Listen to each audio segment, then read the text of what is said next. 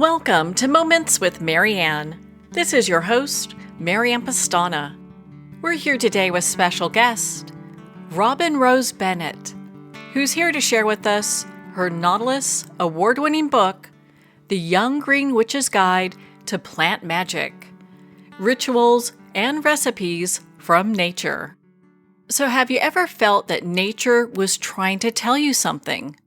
What if you learned how to listen?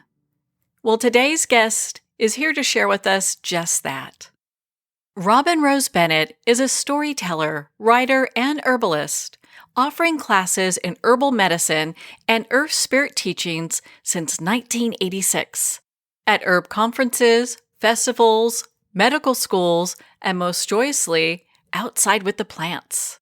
Robin Rose shares herbal medicine with gratitude for the loving generosity of the plants and the magic, mystery, and beauty of the web of life. She's the author of Healing Magic, a Green Witch Guidebook to Conscious Living, The Gift of Healing Herbs, Plant Medicines, and Home Remedies for a Vibrant, Healthy Life, A Young Green Witch's Guide to Plant Magic, Rituals, and Recipes from Nature, and A Green Witch's Pocketbook of Wisdom, Big Little Life Tips.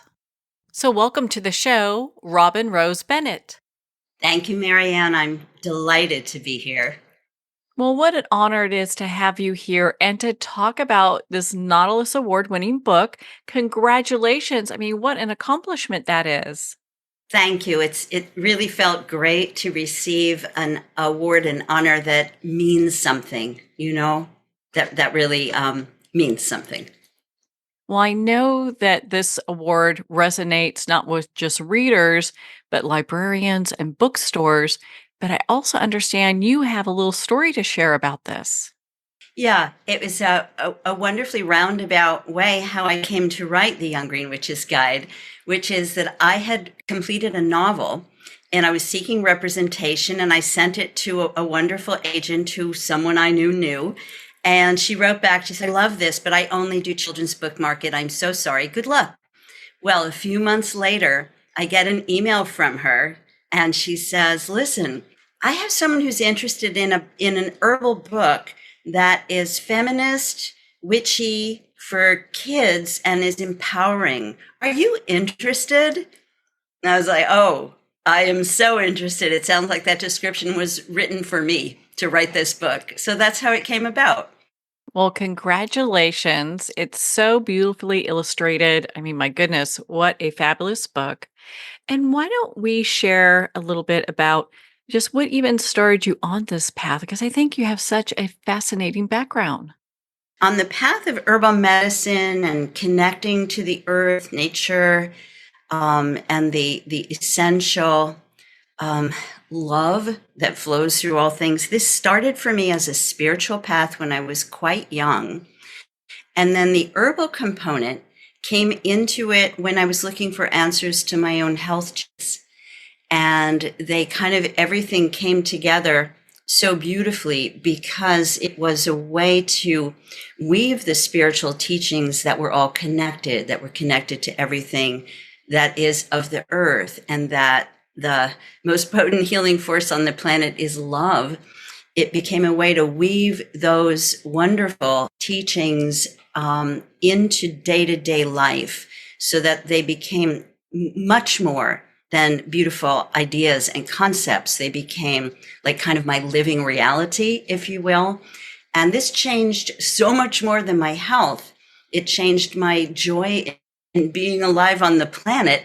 And this is what is overflowing that I wanted to share with children and with children of all ages, right? Because I don't know about you, but I have a big shelf of children's books. I love children's books. They make things clear and they're accessible. And, I have a giant herbal book. And one of my students said, "How did you get everything in that giant book into the children's book? You didn't sacrifice the depth, but you got all of that in there." So that was a favorite compliment of mine.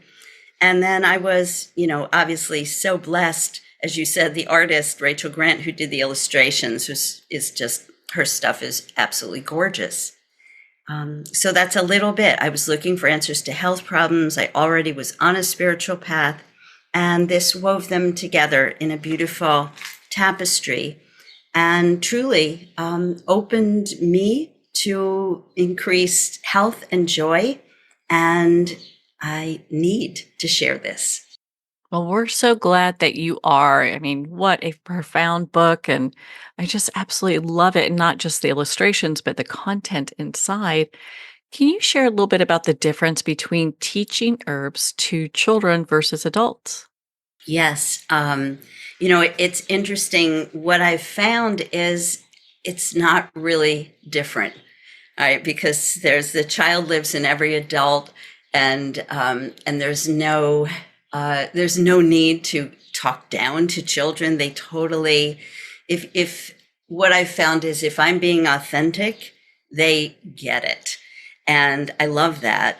Maybe the only difference is in things like maybe some of the language can be a little simpler, and also adults love this too, but with kids, it's essential that there's a lot of hands-on experiential things, whether I'm teaching in person or teaching through the book. And so that's why the book has all of the parts for each plant to work with it in the kitchen. Here's how to harvest it. Here's how to, work with it in magic and ritual. So in other words, kids need things to do, whereas adults are happy too if you just give them things to think about.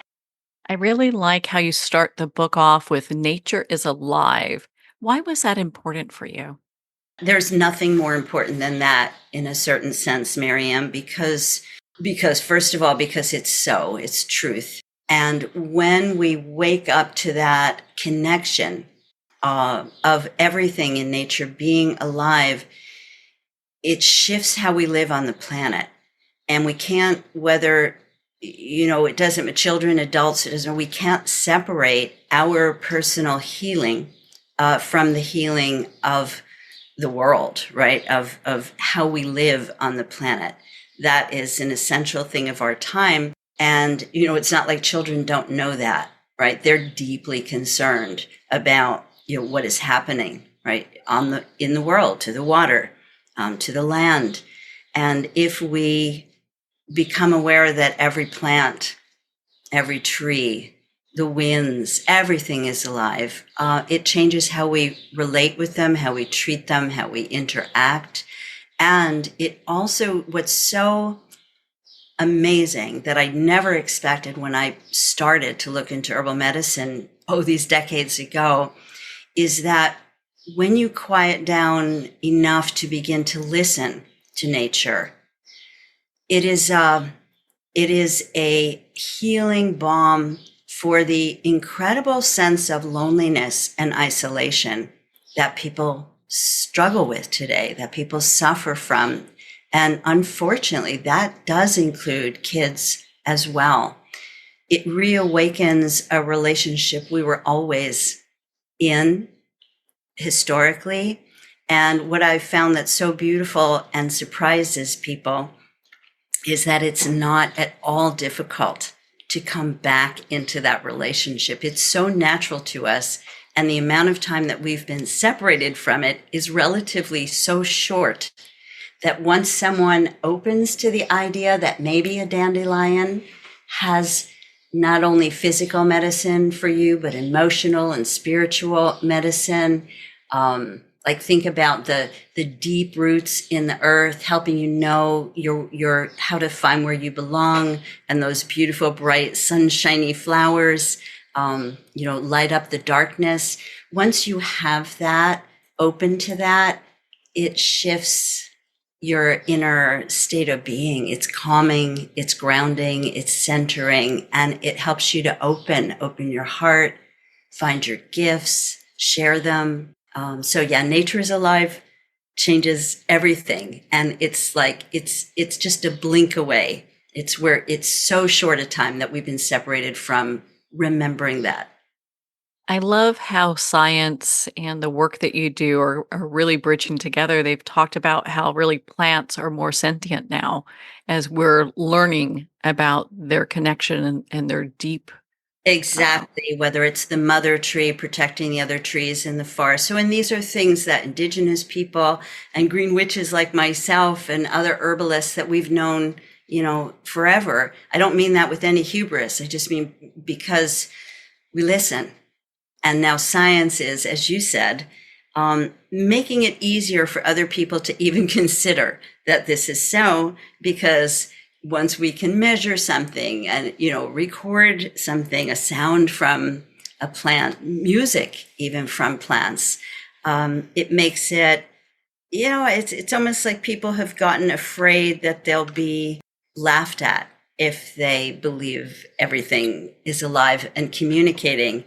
And one of the things that can help anybody listening is, if you go outside and sit with a plant and just breathe, which you're going to do anyway, every single time you exhale, the plant you're sitting with is inhaling the carbon dioxide you are giving away.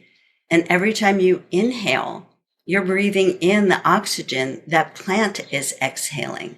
So there is a physical reality to me saying that we are in constant relationship with nature, with the plants in particular. They are the essence of why we can breathe. And we're really the only ones who've forgotten. And the plants are beautiful teachers, healers, and they're just waiting for us to kind of come home. Now, I'd like for you to touch on something, what a green witch is. So a green witch is, it can be a woman or a man or anyone. And that's really the simplest definition I could say that captures the essence is it's someone who is in relationship with the living magic of nature. So that green witch might be an herbalist like myself, he or she, or they might be an artist, they might be a gardener, they might be a teacher, they might be anything, right? But it's really refers to a way of being and seeing. So another way I can put it is that a green witch is one who is attuned to the magic of reality. The magic of reality. I always like to say reality is the most magical game in town. And if you doubt it, watch someone being born. I love that. In your book, you share how each plant is paired with a kind of personal magic, like rose with self-love. Can you share on that with us? Yeah, so each plant in this book, I think there's 9, I say what its primary magic is and what the plant says. So for example, lavender's magic is sweet blessing magic. And lavender says, open to sweet delight, right? So there's that kind of aspect of the plant that goes along with. And the other thing, Marianne, I'd like to mention is that the physical medicine of a plant will always be mirrored in its essence, if you will. It's that sweet medicine. So the physical, the spiritual, they'll always mirror each other. So it's very grounded as well. So each plant, like the lavender, for example, has herbal healing, has identifying and gathering. It has creativity in the kitchen. So like maybe people have never had a cup of lavender tea. I put 2 teaspoons of dried lavender into a pint jar, cover it with boiling water and let it steep 5 to 20 minutes. And it's uplifting. It's delicious. It can help you sleep. And believe it or not, it really, really helps for heartbreak. So lavender, or you can make lavender butter, melting dried lavender into butter. Delicious to put on your toast or what have you. So other like teachings of the plants. I'm trying to think a plant that everybody knows that I love, maybe say the white pine tree. And pine brings peace and friendship magic. And what pine says is be a good friend to yourself and others. All right, so how about the pine poem? Meet white pine. I'm an evergreen tree with teachings to share. Please treat one another with kindness and care. I have needles, not leaves, that make a fine tea, and I'll help you to breathe and not feel stuffy.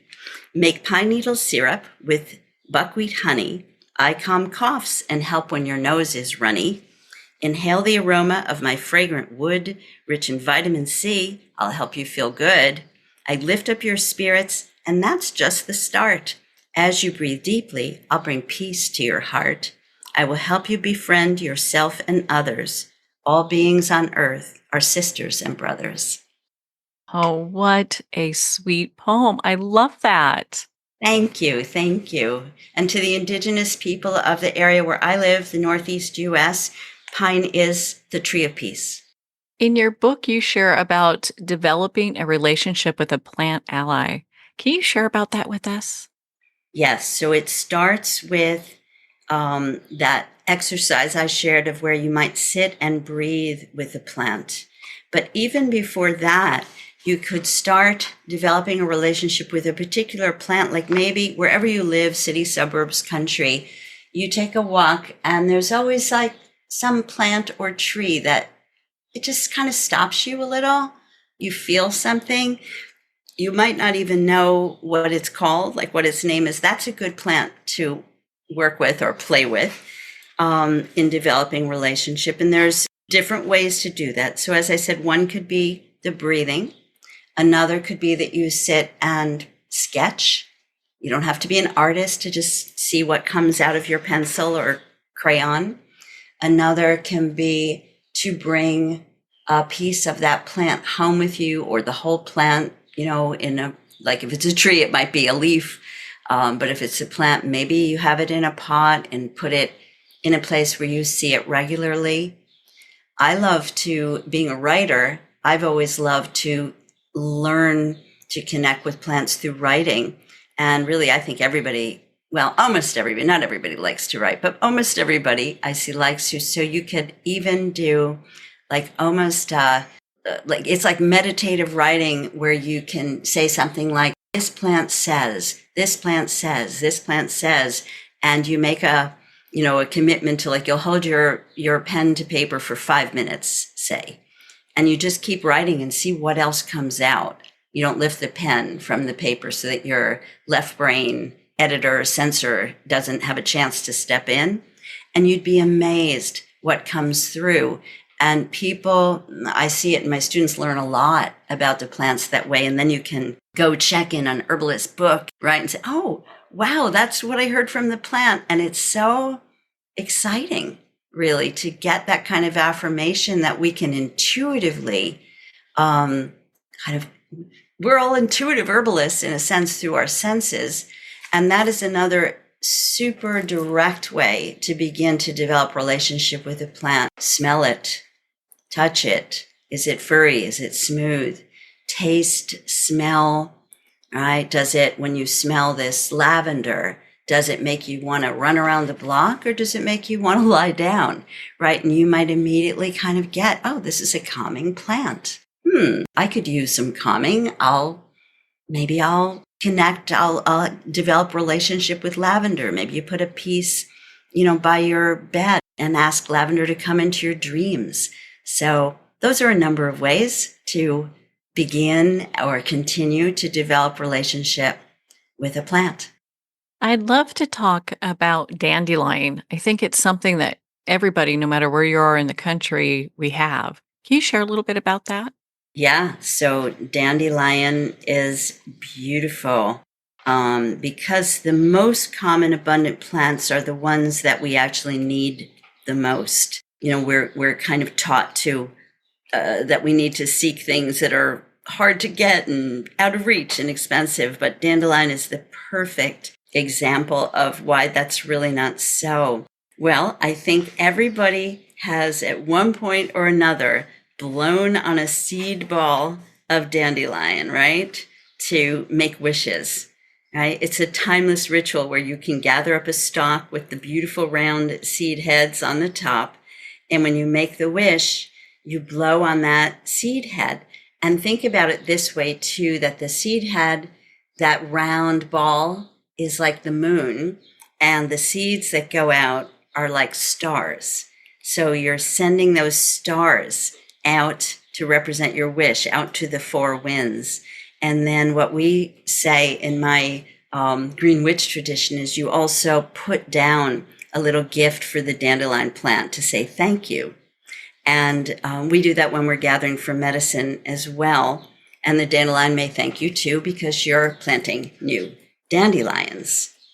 And another thing I love to do in magic is to make dandelion wreaths. So I just had a group of women, adults, who we all made dandelion wreaths and wore them on top of our heads for a simple, beautiful gathering. And everybody feels beautiful. Boys, girls, I haven't found anyone who doesn't look beautiful and feel beautiful with a crown of dandelion flowers on your head. And the flowers are, again, they're uplifting and help you kind of feel brighter. So those are a couple of things about magic with dandelion. And then we could talk about the magic of that you could pick a leaf from the plant, dab that white latex on a wart. And if you do it for enough time, that wart goes away. So that's magical too. That is magical.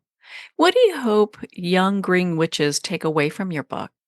I hope they take away that who they are matters so deeply, and that they are beautiful, and that they are powerful, and that plants love them, nature loves them, and that their gifts are needed. That's among the things I really hope. I know it's some big hopes, but there they are. And that they feel more joy, just more joy. Well, Robin, you're such an inspiration. Where can our listeners connect with you, be part of your community, and purchase the Young Green Witch's Guide to Plant Magic? Thank you, Marianne. The best way to be in touch with me is through my website, robinrosebennett.com, or robinrosebennettbooks.com, which is where wholesalers can purchase my book. Robin, thank you so much for taking the time to be on the show with us here today. Thank you for having me. I really appreciate what you do and what you offer, Marianne. It's been a delight. Well, thank you, Robin Rose. It's been such an honor to spend this time with you and to talk about your Nautilus award-winning book, The Young Green Witch's Guide to Plant Magic. Make sure to visit Robin Rose's website at robinrosebennett.com, be part of her community, and sign up for one of her classes. Well, we're at the end of our time today. I'd like to thank everyone for tuning in. You've been listening to Moments with Marianne, where we make every moment count.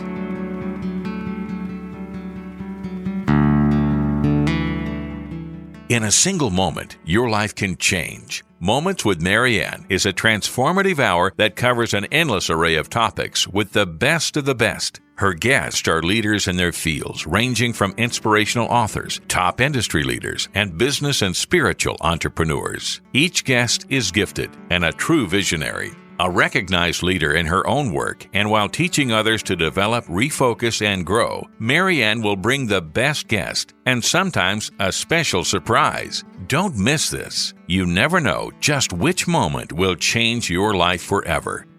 Make sure to tune in and visit momentswithmarianne.com for more information.